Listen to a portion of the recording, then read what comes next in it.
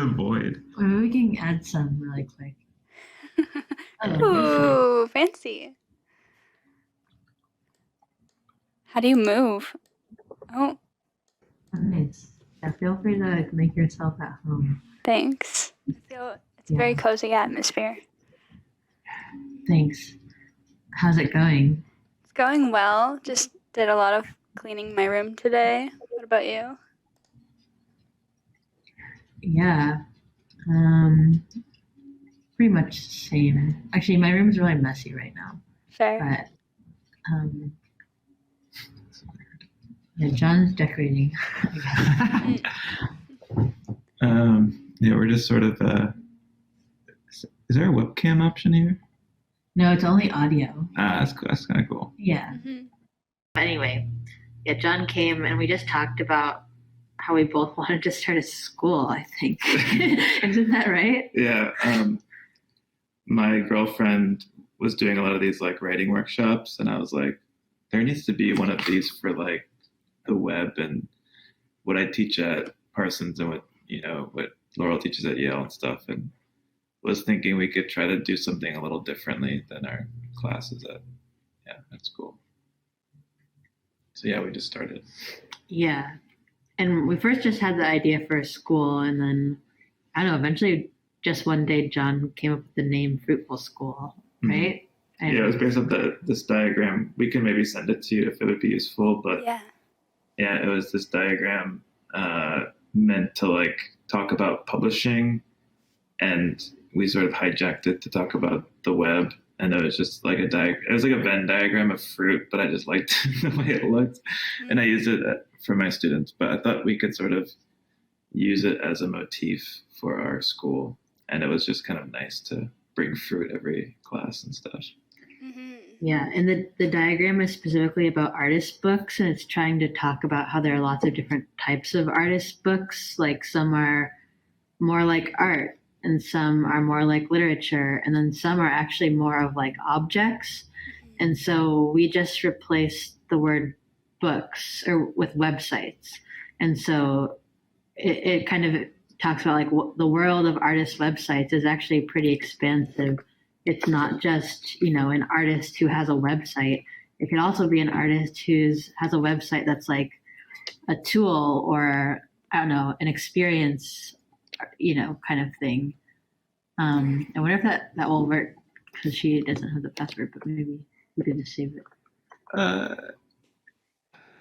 Oh, sorry. We're in progress of sending you this picture. Oh, cool. Yeah. Yeah, that sounds. Like the artist book and website correlation makes a lot of sense, and I think good for like newcomers. That's cool. Yeah. Why should the web be fruitful? Oof. Oh, wow.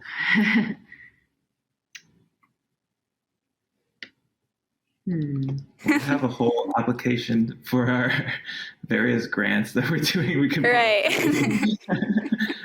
Yeah, we have a really good line. It's basically like it's like a nature. It's like kind of talking about the idea. Like I think a lot of people are turned off by the web by how it's taught or learned. It's mostly through the lens of like, I'm going to become a software engineer. And I think we use the motif as like a way to describe our more like artistic view of like what the web should be, and both from like a formal point of view, like making it more natural, but also sort of like thinking about the nature of the web and how, it is a physical thing and sort of the history of it. And, we felt that it was like a good way to talk about all these like things from like how the web is energy and how the web uses energy, but also like the untapped potential for like artists to use it, if that makes sense. Mm-hmm. Yeah. Also we start our class by talking about a history of the internet, and I think that's where it all begins, because the internet literal architecture is meant to be decentralized so that it works for individuals. And, the internet is strong because it's a bunch of individual nodes who are connected together. But the whole story is that, the web has become more and more centralized over time and more corporate. And so, just teaching individuals about their agency on the web reminds them, or like basically makes the web back to its original architecture, which makes it like a healthier. Yeah, but I think artists are generally pretty imaginative and can also like inspire other people, like regular people, to do that maybe. I don't know. I think it's like a pretty hard battle because the web is more and more corporate all the time, but I don't know. I think I'm just like personally, I'm someone who's learned so much from the internet at a young age, like specifically from individuals' websites, that I feel like that's why I'm kind of in this, because I feel like I owe so much to people who like put really amazing things out there who like I wouldn't have had access to if I had grown up in an age of like TV or something. And that's like how we built the manifesto too, that sort of like page where we say like a fruitful web is, and it's sort of like, these are all the things that help, us define, what an individual publishing a website that's like really interesting to a lot of people. That's what it means to us, just having the agency to both like curate and develop and to like publish this piece of work just as an individual is so powerful because it can have like this fruitful impact. If that makes sense. Yeah, and reminds me of like one part of that manifesto, the what is page. It mentions the web's grain, and does that have to do with like the architecture and like history that you were talking about? Like, how would you define the web's grain? What's a reference from? Oh yeah, I don't know if you've read this piece called "The Web's Grain," but it's by like Frank Chimero or Kimero. I don't know how to say his last name, but he basically says the web, just like any other material, has a grain, meaning like a way it likes to go. Just like, when you're working with wood, you should like work with the grain. Same thing for web. And I think he likens the web's grain to water because it's really fluid. I don't know, just talking about like responsivity and stuff. I guess that's more of like front end vibes, but you could think of back end like water too, maybe. But yeah, so that's why we start our classes with just like getting into HTML and CSS just to feel like by default kind of like the things they're good at and what they want to do naturally. So then people can like get a feeling of the web's grain so they can, work with it versus working like against it. Yeah, and just to sort of like iterate that the web is a material and it's not like always to be redesigned with like some Figma file. There is like sort of like ingrained material inside of like all these different things we use, from like a button to to how images lay out naturally. So not to say that everything should be default, but I think it brings in like a good conversation of like how the web naturally lays itself out or something like this. Yeah, definitely. Yeah, I'm sending you links as we go. Cool. Sounds good. Yeah. It's a cool medium in that like you have to kind of work with what it gives you. It's not like clay where it can be whatever. There's like kind of rules, but you still can do a lot of fun things. Yeah. The Fruitful blog hosts a series of interviews with participants from Fruitful School about the sites they created. What more might visitors expect to find on the blog in the future? Or is it mostly a place for that? Oh, yeah. I mean, we're not going to stop the blog. Always be blogging, It's pretty improvised at this point. Like, we decided to do the student. We like lacked a lot of student shows just because of the pandemic, and we thought it'd be great to just sort of highlight students who like put in a like ton of work into their website. So that's sort of like a way for us to like show, hey, look at this like amazing site and amazing students too, because the way they talk about it is almost just as interesting, if not more, about their sort of perspective coming into the school, like just what they brought into the class itself. So yeah, we should do more interviews, I feel like, with our students. Yeah. And we have a few more coming in that series. And then after that, we have a few more blog posts planned. And also, I don't know if you went through our complete blog archives, but if you did, maybe you saw that we began by posting a letter to our blog on Cyber Monday of 2019. And basically, sometime this summer, we called that the first letter. We're going to be writing a second letter. Yeah. So just wait for it. Yeah. Cool. Yeah, I creeped the blog, but weirdly I missed that. I don't know. But no worries. They're just little buttons. We're actually working on making bigger buttons. Making bigger buttons. Nice. Cool. Well, I'm excited for the second letter and to read the first one if I haven't already. Are there any anecdotes from your experience teaching at Fruitful School that stand out that would be fun to hear about?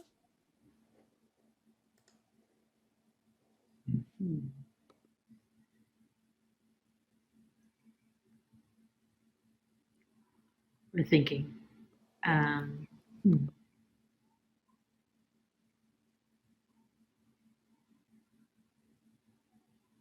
think one peculiar thing that was really nice to experience is that we had like a pretty intense age gap, almost with all the sessions. But with our first session, I think the age gap was from 20 years old to, what was it? 66. 66, yeah. And then, a lot in between. So yeah, I feel like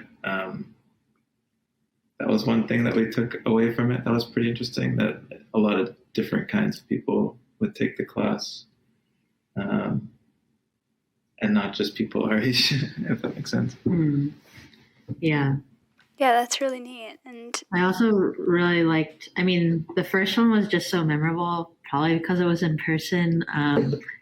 But we would bring fruit to every class and coffee, and it just felt nice to be able to provide that for people. And yeah, it was 4 hours every Sunday, I think, in the afternoon. And yeah, it was in this part of Brooklyn, Red Hook, that's like kind of hard to get to. And I just remember students kind of telling me that their commute to that place, which sometimes was kind of long for some people, kind of became part of their practice, where they'd have this like thinking time, and just like the cadence of Fruitful School like fit into their life in a really nice way. And I always liked that. Also, it was during the winter. It was like January to mid-February, which I think is a time when people can really use this sort of thing. Yeah. And then, I don't know, the second one was virtual last fall. And it was definitely really hard, but I feel like we had a really good group of students, I don't know, I remember laughing a lot. I don't know, I know that's not really an anecdote, but yeah. Do you have any good memories from that one, John? I do remember, I feel like the people that come, probably what you guys experienced at the Sunday sites too, which was a pretty cool to experience. Yeah. You just get, whoever you get in sort of the gathering sort of dictates the tone of the class. And I feel like we've been lucky to have very different but interesting tones throughout the three that we taught. And yeah, of course the in-person one was good, but the second one we had a lot of funny people, which I think helped a lot. Yeah. But yeah, I feel like yeah, that's about it for anecdotes. I want to get more anecdotes. Nice. Yeah, I'm looking forward to anecdotes maybe on the blog. Yeah, we can have a blog anecdote. Story time. Yeah. Yeah, one of my Oh yeah, sorry. Oh, sorry. Do you mind if I ask you a question? Is there Sure. any specific type of thing you'd like to see on the blog? Anecdotes. I don't know. That's a good question. I'll email you if I think of anything. But Okay. yeah, that's cool. Updates, manifestos, dogmas, whatever. Yeah, one of my questions was, you teach students from across the earth, like with the virtual one, right? And so was wondering how that worked. I was reading one of the interviews and they said the time zones was a little difficult and stuff, but and I wrote, how has it been teaching such a diverse fruit basket? If there's anything else you have to note about that. Yeah. I guess besides the age, we get like actual like professional developers that come to the course or the workshop, and then we have people who have never touched code in their life, which has sort of, you would have the expected, where someone is like, really advanced and they're like killing it, and then sometimes the opposite effect where like the amateur sort of like goes in with like a lot of confidence and actually makes really nice work.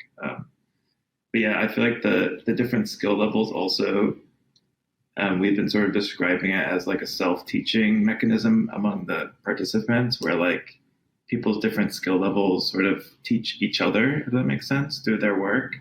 So like that's actually been really useful, that they're not all on the same level, that they have like a diverse skill set that they kind of bring in. And then along with like different expertise, whether it's like in art or their industries or whatever. Yeah. I think it's like helpful for both, for the amateurs and the more professionals, or to intermingle and like learn from each other. Because I think when you get to a certain level, you forget the freedom of being an amateur and stuff like that. I was also going to say, with the time zone thing, we did have like 2 people in Seoul and 1 person in New Zealand this past time. And there was one really, and we had 2 of our guests who gave guest lectures were both from Seoul. And I like really messed up the time zone on the final day of class. And like they came an hour late because I messed up the time zone conversion. Oh, no. So I think just like I want to take more care in the future to double check that stuff, because it's really easy to fuck that up. And it's kind of embarrassing. It's pretty comical though. It's like, it'll be morning for them. They'll be drinking coffee and like eating breakfast, and it's like 9 p.m. for us. We're like so tired, and it's like completely opposite energy. They're just like, "Oh, good morning," and we're like, Yeah, that's a cool mix of energy. A little energy salad. And yeah, time zone. I never get time zones right. Oh gosh. Especially with Sunday sites as well. The first couple times I was like an hour late or 2 hours late. But yeah. Yeah, I have a friend who I really like, who's an artist, who is debuting like a new film, but it's like at a virtual event from Japan. And so it's like 6 p.m. in Japan on Saturday, which means it's 5 a.m. on Saturday, and I like really want to see it. And so that'd be so nice. I might wake up at 5 a.m. Yeah. Waking up at 5 a.m. is actually like really good. Like anything before 5 a.m. is like really painful, but waking up at 5 a.m. if you're in the right mood, it's like kind of magic hour. So it's good. Oh yeah. Also, I watched your video about how you were trying out different people's morning routines. Yeah, that was fun. But yeah, I woke up decently early today, but yeah, I've been trying to get back into the morning, and I like moving my dresser into my closet was like part of trying to create a space that like you want to wake up in and like do things in. Nice. Yeah. But and I think my last question is, what should folks be on the lookout for from Fruitful School for the rest of 2021? Can we send you a text? You could.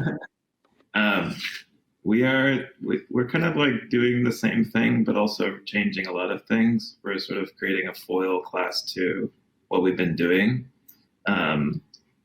And a large part of what we're trying to do is raise some money through grants or sponsorships so that we can actually pay students. We're hoping to do that. We're not sure.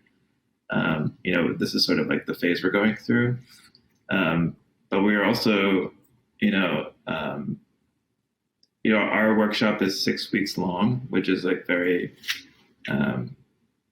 like intimate and kind of intense. So we're going to try actually shorter workshops too. So we can there's just a general interest for people to take it. So we're going to try to make it more accessible to people and do more of them and try to make it a little more affordable for people as well.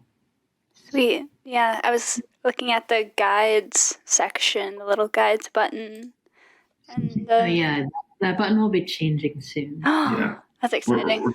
We'll offer some sort of way for people to have a peek in the class that don't have the means or the time to take the workshops. Yeah.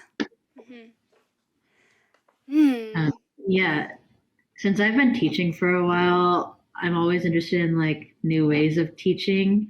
And just because school can have so many conventions that sometimes get you stuck in a kind of weird jam or routine, both on the teacher side and on the student side. So we're just trying to shake things up a little bit. And just maybe my anecdote for this is I've learned so much both in school and outside of school in specific working environments. And when I've been an assistant to someone, I just feel like I learn so much as long as I like them and stuff, through osmosis, just being around them. And so we're trying to take that and, inject some of that energy into Fruitful School next workshop. Nice. Yeah. I feel like the websites themselves also offer that osmosis learning, just looking at what people looking at someone's website. Yeah. Yeah. Oh yeah, I'm wondering also in the classes, on the blog, a lot of the pieces that come out seem very meditative and kind of calm. Is there that energy in the course or in the workshops? I think so. I also think that the time that we did it was in the heat of the pandemic. I think people are looking to make work to calm themselves down, honestly. And when I think that was an energy that the students brought. And I think that's why the classes were such a success to us, is because it was everyone kind of brought that energy with them. They kind of wanted to make that time about finding alternatives to their job or to what they were hearing in media and all that stuff. So we don't really intentionally say these things, but I do think they come from how we talk about things, but also just sort of consequence of the time. Yeah. That's cool. Yeah. Makes sense. It's nice to see terrible times making nice art. I don't know. Nice art coming out of pandemic. One of our strongest classes came from the worst part of the pandemic. Yeah. It's neat how that happens. Yeah. Thank you so much. Could I just ask you a question about sure. Sunday sites? I know that you are a participant, but you've been going to that for a while, right? Yeah. And it's mostly curated by, is his name John? Yeah, John. Cool. How long has that been going on? I'm just curious. I feel like probably the same amount of time as Fruitful School. I don't know, maybe started a little bit into the pandemic, maybe in March or April 2020. Okay. Yeah, I think that was John's graduation project. Yeah, right. Undergrad in Sweden. Yeah. And it meets pretty regularly, or it sort of oscillates? Yeah, during the pandemic, it was when it was really in the heat of it, it was pretty much every week or every second week. And now it's mostly every other month. But yeah, it's nice. People are more busy now, so it's like just, finding a new natural rhythm for it. Yeah. Yeah, I guess it would be hard to meet in person, right? Because it's never really people in the same area, right? Yeah, no, it's very, people from all over the planet, so it's nice to meet new people that way and see what they bring. Mm-hmm. Yeah, I liked how I felt very free in that class where like there was no, or the session, it felt like very like there's no consequence to what I make, and it's very open environment. So that was kind of nice, actually. Yeah. Yeah, definitely. Mm-hmm. It's just nice. Yeah, the vibes are really nice. For sure. It's nice to have that atmosphere and just, I feel like my website making journey was really impacted by just having the space to like, like kind of make some purpose for something I want to do. Yeah. Just some play. Like a book club. Yeah. Yeah. I wonder if it is kind of, or do you know like the term the Sunday painter? It's like, someone who wants to paint, but, or, it's like someone who likes painting, but also has like a job, so they do it on Sundays. Right. I feel like maybe it's related to that concept. Or like professional web people, but like need their free time. Yeah. Yeah. Yeah. It's very vacation vibes. Vacation, yeah. Weekend pottery. Yeah. Cool. Yeah, I was just curious because you seem like you've taken a lot of, or been to enough of them to sort of build the. Yeah, it's been nice meeting John, and we've collaborated on a couple things now. Like he did for Volvox Times, he did the last poster. And, yeah. Oh, cool. And this interview would go in the newspaper part? And I've been thinking... sorry. Oh, yeah. Yeah, I've been thinking... Oop. You go. Sorry. Okay. Yeah, it'll be in the newspaper, and I was also thinking, like, if a piece gets too long for it, I'll probably just throw a link on the piece of paper, and maybe there's more multimedia that they can explore. Yeah, but what were you going to say? Oh, yeah, that was kind of my question, because I remember you saying there's only a space for 200 words. So. Yeah. Well, kind of. Yeah, we'll see. Okay. Is it like a big one-sheet newspaper or something? Yeah, it's just a one sheet of paper, and the outside is text and updates, and like interviews and stuff. This one's gonna be a few interviews, and then the inside of it is a poster. So yeah, just kind of giving it a continuous purpose, because I feel like a newspaper is just like you read it and then you're done. But it's nice to like have a artist each season like have a little platform for that. That's awesome. Are you trained as a graphic designer? I'm just curious. I did a certificate at OCAD in 2019, and I minored in like computational arts at York in Ontario. Cool. Yeah, so. And do you still work as like a social media person for some company, or? Yeah. So. It's really funny watching your little blue. We look sad for some reason. Like our head is down. Yeah. Yeah, they kind of have a melancholy look. Oh, it's where the mouse is. Oh. Yeah. We'll look at you. Eye contact. Yeah. All right. Well, cool. Yeah. I was just curious to know. And yeah, what do you do for like you teach and you're a developer? Teaching like freelance graphic design, web design stuff. Usually, yeah. Cool. Both. Pretty much same. Nice. Yeah, and like every once in a while I get a big project, and that helps. But I feel like over the years my income kind of like fluctuates, so it's always like a ride. Yeah. I feel you. Yeah, I've been doing freelance stuff too, so riding that wave as well. Yeah. We recently made Fruitful into an LLC, so we're gonna try to make it more of a part, like a part-time job. Yeah, like a committed part-time job for all of Oh, us. that's so cool. Yeah, so we're trying. Yeah, That's nice. we're trying to even out the wave a little bit. Yeah, exactly. That'd be nice. Yeah. Cool. Well, thanks so much for asking to interview us, and it's been fun hanging out with you in this chill room. Yeah, it's such a chill room. Thank you for having me. And it's been nice to chat and learn more about Fruitful School. Ooh. Sorry, that's Link. Hi, Link. Oh, cool. Thank you for interviewing us, and looking forward to seeing it. Yeah, no problem. Yeah, I'll see you around on the internet. Bye.